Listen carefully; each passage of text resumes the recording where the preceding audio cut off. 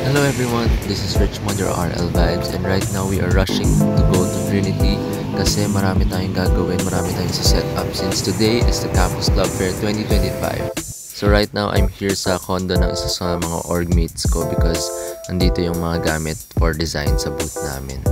And right now, nasa school na ako and pagod na pagod ako as in sobrang pawis. Pero anyways, ayun, kailangan namin i-set up. Hindi ko na na-video pero here, ito yung Campus Club Fair and yan yung mga equipments namin, mga kailangan for the booth. So ang Campus Club Fair pala is a one-day event at Trinity and basically mga orgs nagsiset up ng mga booth. So for example, as Trinitian Shares, may booth kami dito. And wala, yun lang usually. Tapos may benta, fundraising, and whatsoever. So for our booth, which is Trinitian Shares, we have different games, which is in spin the wheel, like this.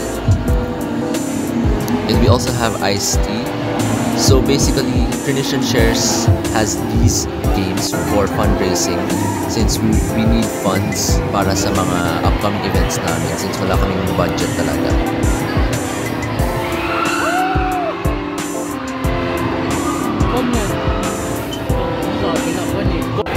And of course, para sa mga dumadaan na students, sa mga bumibili or what, we also have photo booth and free lang siya, no payment naman. So para wala lang, enjoyment lang yun para makilala ang Trinitian Shares. So if you're a Trinitian student watching this vlog, join na kayo sa Trinitian Shares because it's really fun. You will meet new people from different colleges and make new friends. Pero of course, ang Trinitian Shares is a volunteering organization.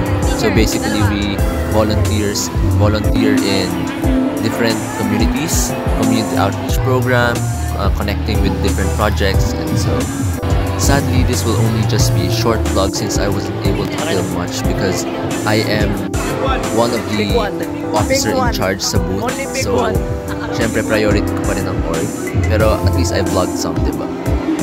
So I'm so glad na maraming Trinitian na pumunta sa Shares booth.